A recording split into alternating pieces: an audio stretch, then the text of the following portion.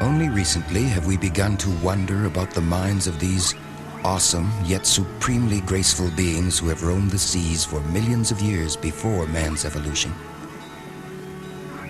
Having gained a position of dominance on this planet, we are discovering that we are not the center of life, but merely an element of an intricate ecosystem where each form of life is interdependent. In our need to justify our exploitation of all non-human life forms, we have conjured up a belief system which denies these creatures feelings, imagination, and awareness.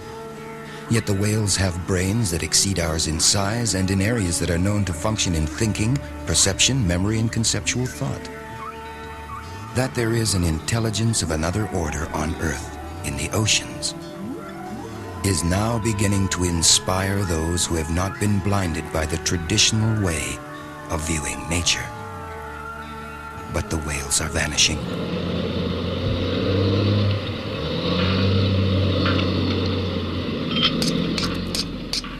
Since the 1920s, more than 2 million whales have been killed by commercial hunters, bringing 5 of the 10 species of great whales to the threshold of extinction.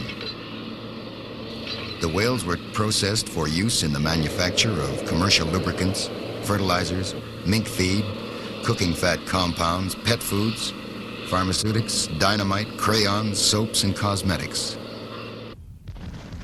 The Second World War offered a brief reprieve for the whales, as man turned his attention from killing whales to concentrate on the destruction of his own kind.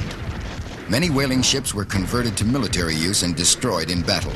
28 factory ships, including all the Japanese boats, finished the war as battered hulks on the bottom of the seas.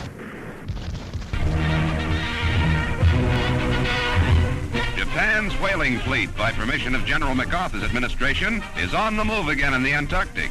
England, Norway, and Australia have protested, but American officials consider it an economic necessity.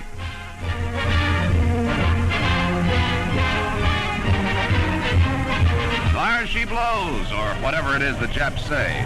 Anyway, a whale's been spotted and the harpoon gunner gets set. Ready, aim, fire!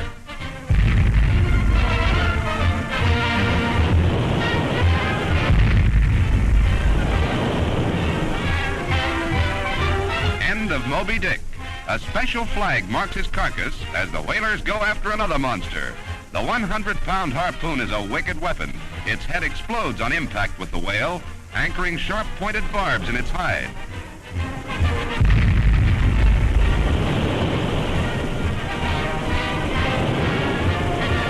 "600 yards of rope are drawn out in the wounded giant's death struggle.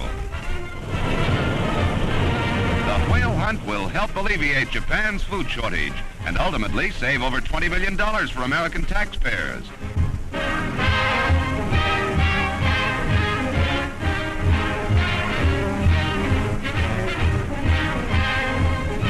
Aboard the mothership, the whale is flensed or stripped of blubber. After its thick coat of fat is slit open, steam winches rip it off. Besides providing edible fats, blubber is used in making soap and fertilizer. Obviously, there's more to whaling than meets the eye.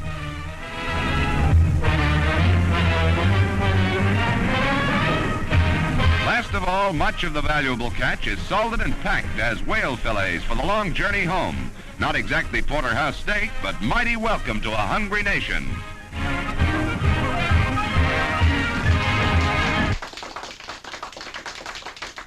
Representatives of 14 whaling nations formed the International Whaling Commission in 1946 to regulate the orderly development of the whaling industry.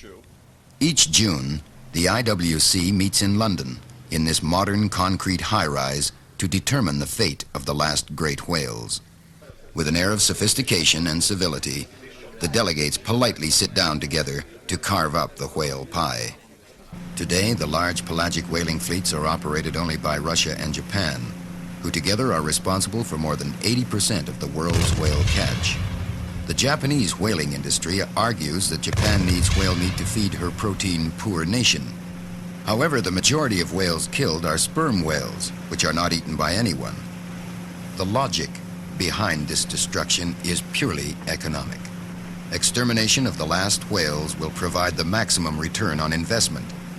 Since the fleets are nearing retirement and their replacement is not a practical consideration, the whalers have decided to take as many whales as possible during the ensuing few seasons and are fully aware of the consequences.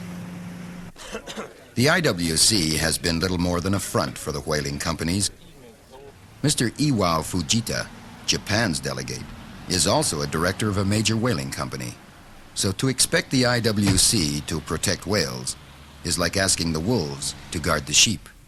The IWC has no powers of enforcement.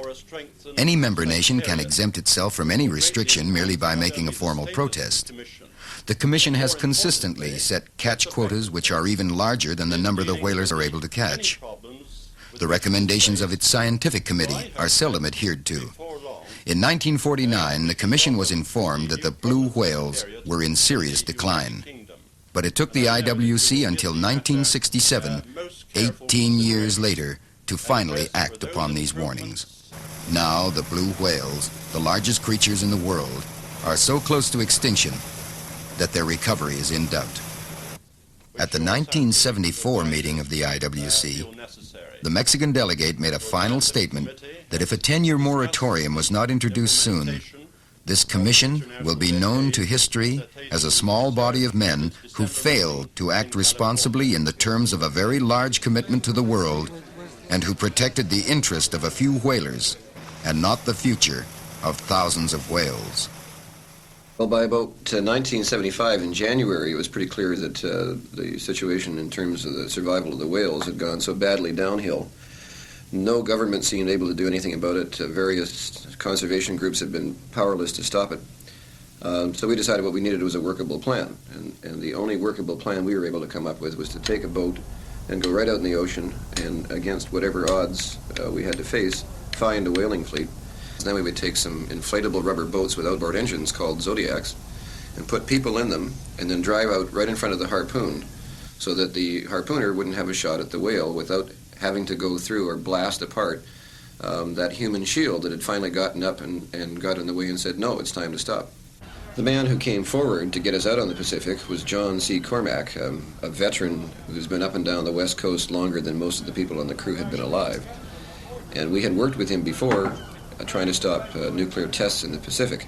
So we knew John's judgment. We knew he was one of the real living old sea lions of the West Coast, and if anybody could get us out there and find the fleets, it would be John. A younger but equally essential crew member was a Czechoslovakian named George Korotva, who was experienced both as a seaman, a captain in his own right, and as a radio operator. In addition, he'd been arrested in Czechoslovakia during the uprising and taken by the Russians and put in a Siberian camp for several years before he escaped. And during that time, he learned to speak fluent Russian, so that if we intercepted the Russians, at least we would have someone on board who could tell them what we were going to do. Grab the boat. Raise no objection.